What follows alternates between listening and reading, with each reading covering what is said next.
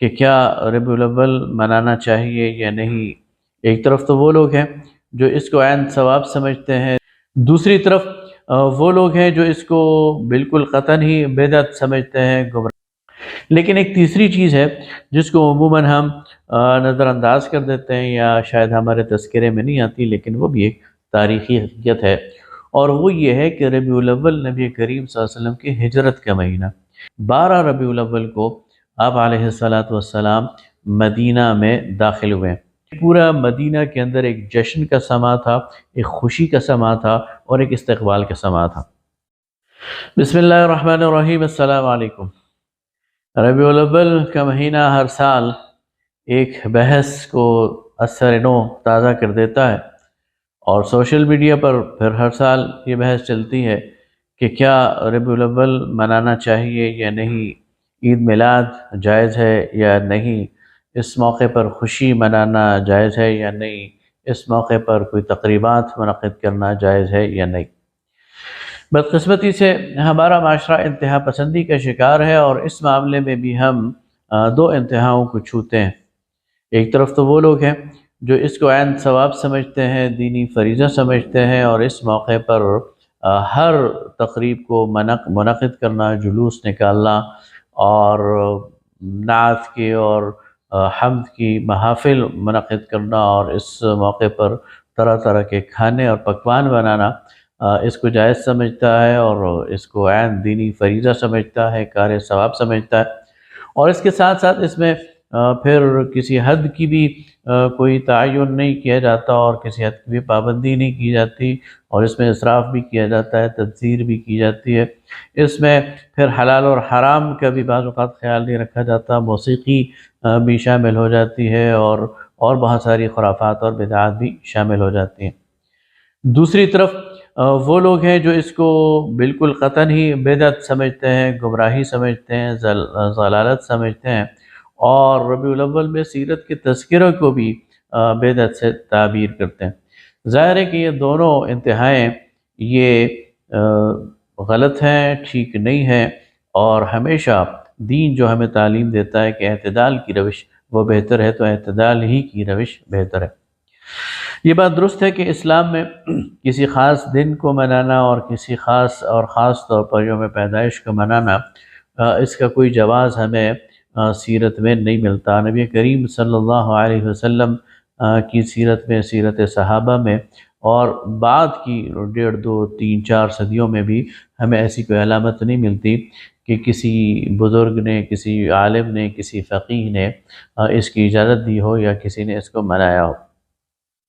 لیکن دوسری طرف یہ بھی ایک حقیقت ہے کہ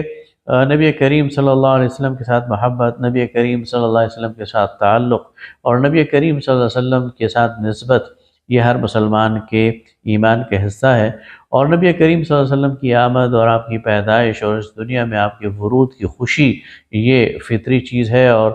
اس کو اگر آپ کہیں کہ ایک شخص اس موقع پر خوش نہیں ہوتا تو یہ بھی کوئی درست بات نہیں ہے۔ ظاہر ہے کہ یہ خوشی مسلمان کو ہوتی ہے، اور بعض اوقات اس کا اظہار بھی انسان چاہتا ہے۔ یہ تو معاملے کا ایک پہلو ہو گیا۔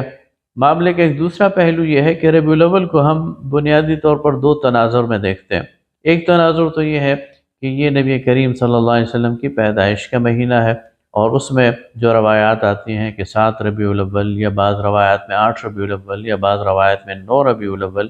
اور بعض روایات میں 12 ربیع الاول کو آپ کی پیدائش کا دن ہے، اور اس حوالے سے اس مہینے کو پیدائش کا مہینہ اور میلاد کا مہینہ قرار دیا جاتا ہے۔ دوسری طرف دوسری جو حقیقت ہے وہ یہ ہے کہ یہی مہینہ نبی کریم صلی اللہ علیہ وسلم کی وفات کا مہینہ ہے، آپ کے ارتحال کا مہینہ ہے، اپنے رب کے پاس منتقل ہونے کا مہینہ ہے، اور اس کے بارے میں یہ تاریخی طور پر پایہ ثبوت تک بات پہنچی ہے کہ وہ دن بھی 12 ربیع الاول کا ہے۔ اسی لیے ہمارے بر صغیر پاک و ہند میں اس دن کو 12 وفات کے نام سے بھی جانا اور پہچانا جاتا ہے۔ لیکن ایک تیسری چیز ہے جس کو عموماً ہم نظر انداز کر دیتے ہیں یا شاید ہمارے تذکرے میں نہیں آتی، لیکن وہ بھی ایک تاریخی حقیقت ہے، اور وہ یہ ہے کہ ربیع الاول نبی کریم صلی اللہ علیہ وسلم کی ہجرت کا مہینہ۔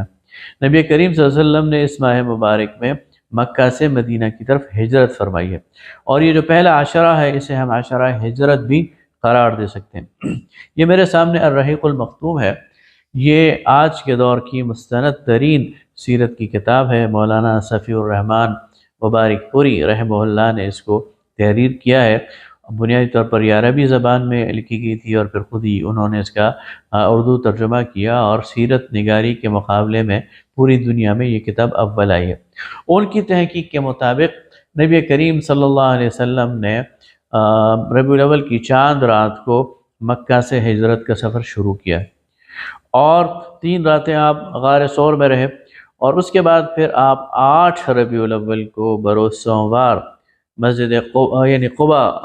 پہنچے ہیں، جہاں پھر آپ نے مسجد بھی تعمیر کی، اور قباء میں آپ نے پھر 4 روز تک قیام کیا، اور 5ویں روز یعنی بروز جمعہ 12 ربیع الاول کو آپ علیہ السلام مدینہ میں داخل ہوئے۔ اور جب آپ مدینہ میں داخل ہو رہے تھے تو اس وقت کا جو منظر ہے وہ سیرت کی کتابوں میں ہمارے سامنے ہے کہ بچیوں کے ہاتھ میں دف تھا، اور وہ یہ ترانہ گا رہی تھیں، طلع البدر علینا من ثنیات الوداع۔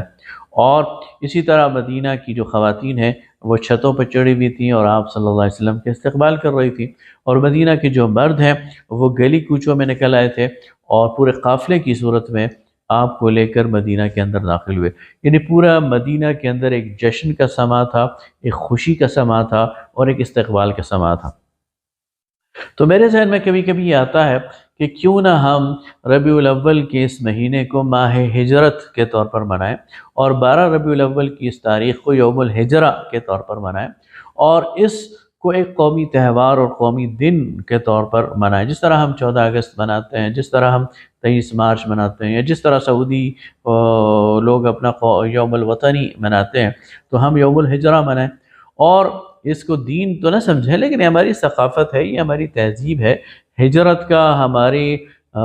زندگیوں پر اور آنے والے مسلمانوں کی زندگیوں پر، قیامت تک آنے والے مسلمانوں کے لیے اس میں ایک بہت بڑا پیغام ہے۔ تو اس موقع پر جلوس بھی نکل سکتا ہے، اس موقع پر افواج سلامی بھی دے سکتی ہیں، پریڈ بھی ہو سکتے ہیں، اس موقع پر اپنی طاقت اور قوت کا مظاہرہ بھی کیا جا سکتا ہے، ترہبون بہ عدو اللہ وعدوکم کے تناظر میں۔ تو اس کو ایک قومی دن کے طور پر، اور ایک قومی اور تہذیبی اور ملت کے ملی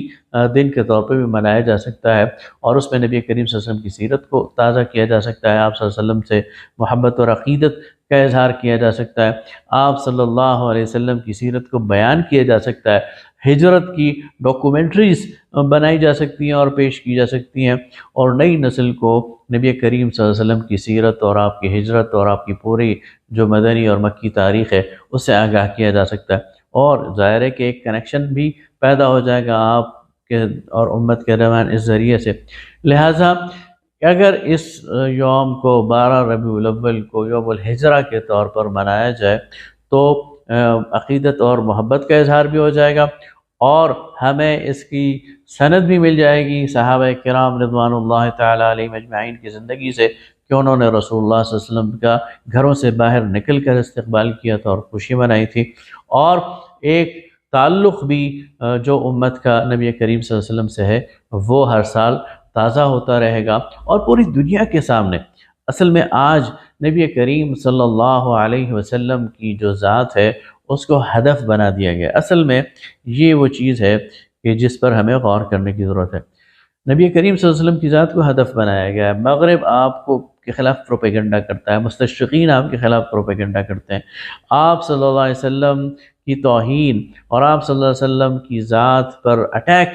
کیا جاتا ہے، تو اس کے مقابلے میں مسلمانوں کو چاہیے کہ وہ والہانہ طور پر اپنی عقیدت اور محبت کا اظہار کریں نبی کریم صلی اللہ علیہ وسلم کے ساتھ، اور اس کا یہ ایک طریقہ ہو سکتا ہے۔ اور پھر اسی موقع کو موقع بنا کر نبی کریم صلی اللہ علیہ وسلم کی سیرت کو عام کرنے اور آپ صلی اللہ علیہ وسلم کے پیغام کو عام کرنے کے ذرائع اختیار کیے جا سکتے ہیں۔ یہ سوال کیا جا سکتا ہے کہ اس موقع پر بہت سارے لوگ بہت ساری بےہودگیاں کرتے ہیں، خرافات کرتے ہیں، میوزک کا استعمال کرتے ہیں، یا مغرب اور مغربی معاشرے کی تقلید میں جیسے کیک کٹنگ ہے یا اور بہت ساری چیزیں ہیں، تو ان سے کنارہ کشی کرنی چاہیے۔ اس موقع پر اسراف سے بالکل پرہیز کرنا چاہیے، فضول خرچی سے پرہیز کرنا چاہیے، دکھاوے سے پرہیز کرنا چاہیے، اور ایسا کوئی بھی کام نہیں کرنا چاہیے جو اسلامی معاشرت میں، اسلامی کلچر میں غلط ہے،